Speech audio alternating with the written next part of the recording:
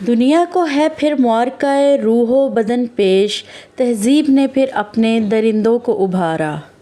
جی بالکل، معاشرہ جس طرف ہمارا جا رہا ہے، اس چیز کو بہت زیادہ ضرورت ہے ان پوائنٹس پہ بات کرنے کی، بچوں کی تربیت اس طرح سے کرنے کی، کیونکہ جو صورتحال ہمارے معاشرے کی دن بہ دن بنتی جا رہی ہے آپ سب لوگوں کے سامنے ہے۔ کچھ دن زیادہ پیچھے نہ جائیں، کچھ دن پہلے کہ آپ اپنے واقعات، اپنے ساری چیزیں دیکھیں تو آپ دیکھیں کہ کس طرح کی چیزیں آپ کو دیکھنے کو ملتی ہیں۔ تو کچھ ایسی چیزیں جو آپ نے خاص طور پہ اپنی بیٹیوں کی تربیت میں، جو چھوٹی بچیاں، جس طرح سے آپ نے دیکھا کہ میری بچی ہے اس جتنی یا اس سے بھی چھوٹی، یا وہ بچیاں جو اسکول گوئنگز جانا شروع ہو گئی ہیں، جو یا ٹیوشن بچیاں جاتی ہیں، ان بچوں کو جو آپ لوگوں نے چیزیں ان کے لیے سٹیپ، احتیاطی تدابیر جو کرنی ہے، آج ان پہ ہم بات کریں گے۔ جس میں سب سے پہلے تو میں آپ سے یہ کہوں گی کہ بچوں کو کبھی بھی کسی میل ٹویٹر سے مت پڑھائیں۔ کوئی بھی جتنا بھی قابل اعتبار ہو، کوئی آپ کا قریبی کیوں نہ ہو، آپ کا کزن کیوں نہ ہو،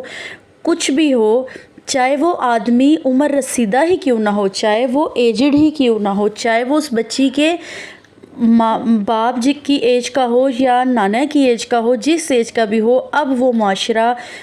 انتہائی ہی افسوس کے ساتھ کہنا پڑ رہا ہے کہ اب وہ ٹائم نہیں ہے کہ ہم کسی عمر رسیدہ بھی انسان پر ہم اپنے بچوں کی سیفٹی سے ریلیٹڈ اس پہ ٹرسٹ کر سکیں،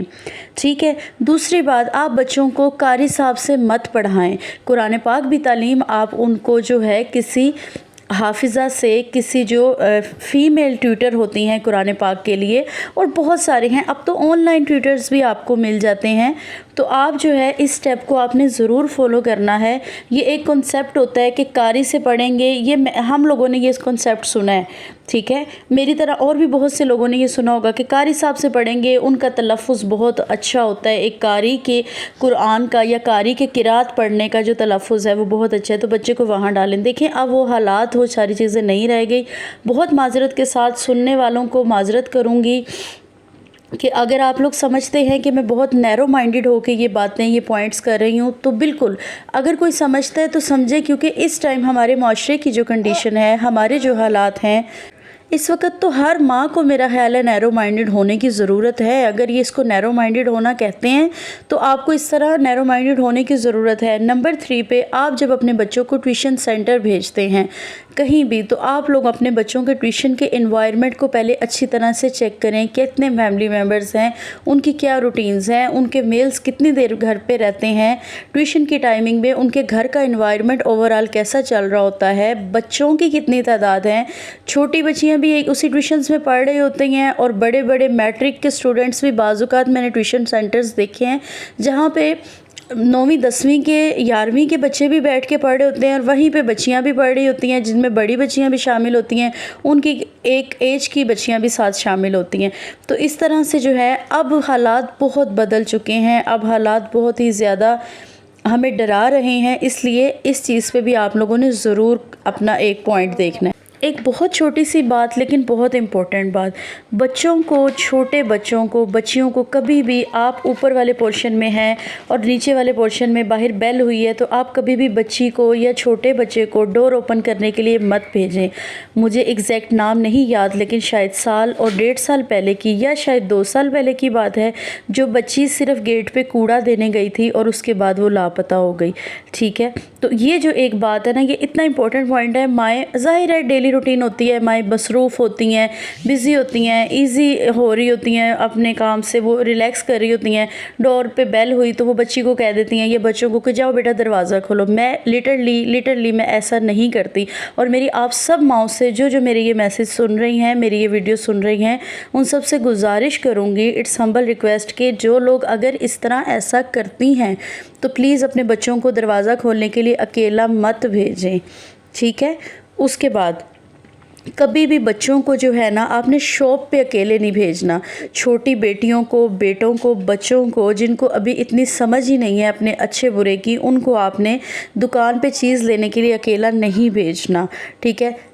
اس کے بعد نیکسٹ آتی ہے باری کہ بیٹیوں کو نا چھوٹی بچیوں کو آپ بچیوں کے ماحول میں رہنے دیں، ان کو چھوٹے ہوتے ہی آپ لپسٹک، میک اپ، ان کو شادیوں پہ اس طرح سے تیار کر کے آپ لے کے جاتی ہیں کہ ان کی مینٹل گروتھ جو ہوتی ہے نا، وہ عورتوں والی مینٹل گروتھ ہونا شروع ہو جاتی ہے۔ انہوں نے نیکسٹ کسی فنکشن پہ جانا ہے تو پھر انہوں نے آپ سے انسسٹ کرنا ہے کہ مجھے ایسا لپسٹک کلر چاہیے، مجھے ایسی چیزیں چاہیے، تو بچیوں کو جو ہے وہ سادگی میں ہی رکھیں۔ اس کے بعد نیکسٹ پوائنٹ آتا ہے کہ بچوں کو کبھی بھی نہ، چھوٹے بچوں کو، 2 بھائی ہیں، 2 بہنیں ہیں، چاہے 2 بہن بھائی ہیں،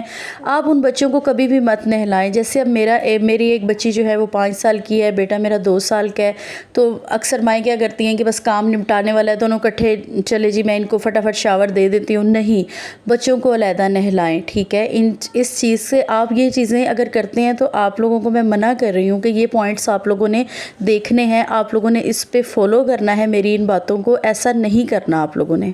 اپنی بچی کے معاملے میں، چھوٹی بچی کے معاملے میں خاص طور پہ کسی پہ ٹرسٹ نہ کریں جو خود اتنی سمجھ کی نہیں ہے۔ کبھی کسی کے ساتھ اس کو بائک پہ مت بٹھائیں، بالکل بھی بائک پہ مت بٹھائیں، خواہ وہ کتنا ہی قریبی رشتہ دار کیوں نہ ہو، آپ اس معاملے میں ٹرسٹ نہیں کریں۔ اگر بٹھانا کوئی بہت مجبوری ہے تو آپ بچی سے کہیں کہ ایک تو وہ بائک پہ پیچھے بیٹھیں، اور اس کے بعد بھی کوشش کریں کہ سینٹر میں کسی اور بچے کو یا کسی چیز کو رکھ دیا جائے، کوئی بیگ ہو، کچھ بھی چیز ہو، تاکہ جس سے جو ہے وہ ایک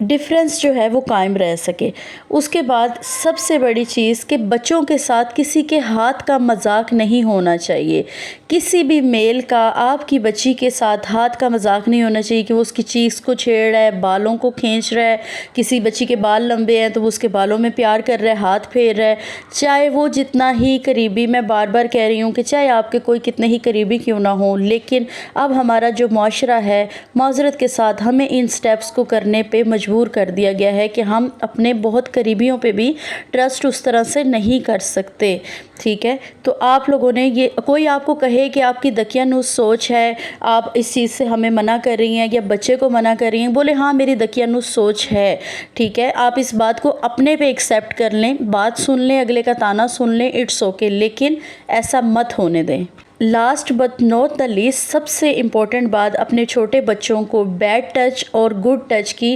پراپر ٹریننگ دیں۔ بہت سارے اسکولوں میں بھی دی جاتی ہیں، مائیں خود بھی دیں۔ میں نے آپ لوگ کو جو سٹیپ بتائے ہیں پلیز میں بھی فالو کرتی ہوں، سب لوگ فالو کریں۔ امید کرتی ہوں کہ میری بات آپ لوگوں کے لیے فائدہ مند ہوگی۔ ملتے ہیں انشاءاللہ نیکسٹ ویڈیو میں۔ اللہ حافظ۔